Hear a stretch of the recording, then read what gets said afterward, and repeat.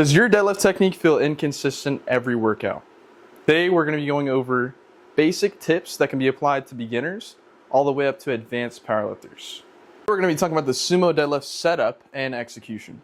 With the Sumo, first we want to find our stance width. Generally, good rule of thumb, just shin out to the ring. I'd say that's probably a good spot for most lifters. Go as wide as you comfortably can, and as time goes on, you could probably work your way out. So the first step, once we find our stance, make sure that bar is over top of the laces of our shoes or over our midfoot, right? I guess you could think of it like you're cutting your foot in half with the bar. And so that's going to put the bar in the most balanced position. That'll allow us for the greatest potential force output. So once we find that stance, now we want to get down to the bar. We want to get into position and get ready to pull slack. Getting down to the bar, very simple, requires a hinge. Every deadlifter should know how to hinge.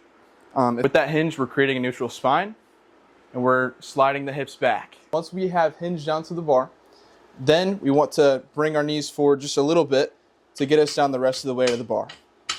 Right? Now I'm at the bar, I need to set my grip. Once I set my grip, I'm ready to pull slack. Pulling slack, very simple. You're pushing the floor away to create the most distance between the bar and your shoulders. And with that, we need to create a stack between the shoulders, over the bar, over the midfoot. And so once we pull that slack out of the bar, you should hear a click and my arms should lengthen. The whole time I'm keeping my arms long. During that slack pull, I'm creating very long arms, long and loose arms. And I get that slack out and I'm creating a high shoulder position. Now we need to initiate the wedge. There's a static start, which some top level deadlifters do, and that's okay. But today we're going to be teaching the dynamic start that requires a little bit of a hip hike with that slack pull and then a wedge into the bar. Once we pulled that slack, right, we need to maintain that shoulder height. We need to maintain that slack that we got out of the bar.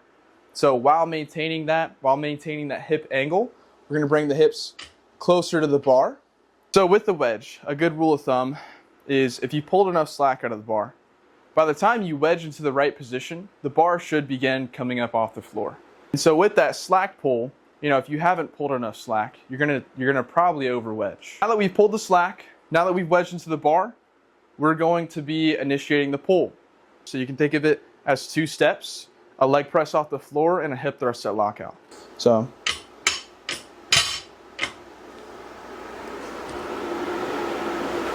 So now we're going to talk about the conventional deadlift. Now, the conventional deadlift is going to be super similar cueing wise to the sumo deadlift. The biggest difference is going to be our stance width. Obviously, with the conventional deadlift, our stance width is going to be much narrower. A good sweet spot for most lifters is going to be about shoulder width. Another great way to find your conventional stance is to find wherever your body puts you naturally to get ready to jump. Both options are super great for finding a solid conventional stance. Once you find that stance, we want to talk about our bar positioning. We want that bar to be right over the midfoot, over the laces of our shoes. Like Malcolm was saying earlier, cutting the foot in half with the bar.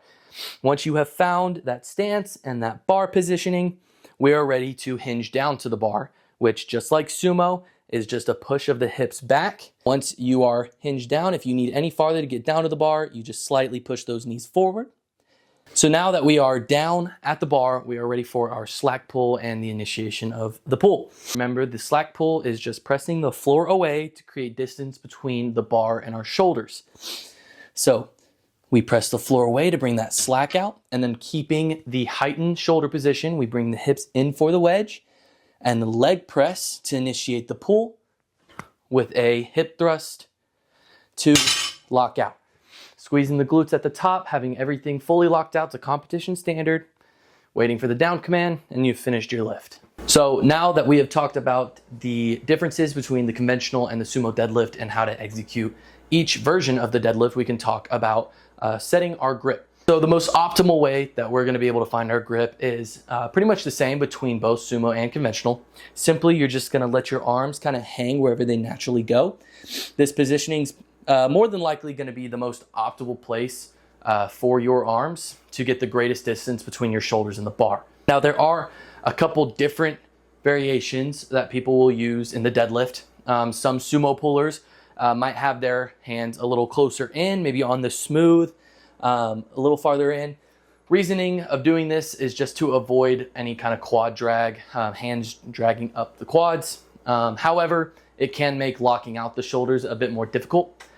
You might also see some people go a little wider, whether they have a slightly wider conventional stance or they just go a little wider with their sumo grip. Most of the time, that's not going to be as an efficient way to grip the bar because you're adding range of motion. And since powerlifting is going to be moving the weight as efficiently as possible to move as much weight as possible, having that wider grip isn't going to be the most ideal for 99% of lifters. Now we're going to be talking about the two types of grips we use for deadlift, the hook grip and the mixed grip. Double overhand, although it would seem very natural, would ultimately just be limited by our grip strength, and the bar would roll out of our hands. The solution to that is the mixed grip, because the bar wants to roll both ways since we have one hand supinated, one hand pronated. Now our second option is the hook grip. The hook grip is another variation of the double overhand, but rather than having one hand under or supinated to secure the bar in a position, we use our thumb to keep the bar from rolling out of our hands. So the setup of the hook grip is very simple. With a little bit of internal rotation in your hand, press the webbing of your hand between your thumb and your pointer finger into the bar, wrap your thumb across the bar, and then wrap the middle and pointer finger around the thumb. So in my own experiences picking between the hook grip and the mixed grip, I ultimately decided on the hook grip starting out, which felt great. My positioning felt good. Now eventually my hook grip did end up having an upper limit of 600 to 617 pounds. And so at that point, me and my coach Marcellus, some of y'all know him as the Swolefessor, ended up making the decision to have me switch to mixed grip. And so this ended up being much more secure, allowed me to express top end more consistently without any grip fails. So giving it a couple of months, we ended up actually seeing that the mixed grip allowed me to express top end loads without any slipping out of the hands or any positioning errors. If you guys have any questions, leave a comment, like, follow. If you're interested in one-on-one coaching, DM us or visit our website, resolutepl.com.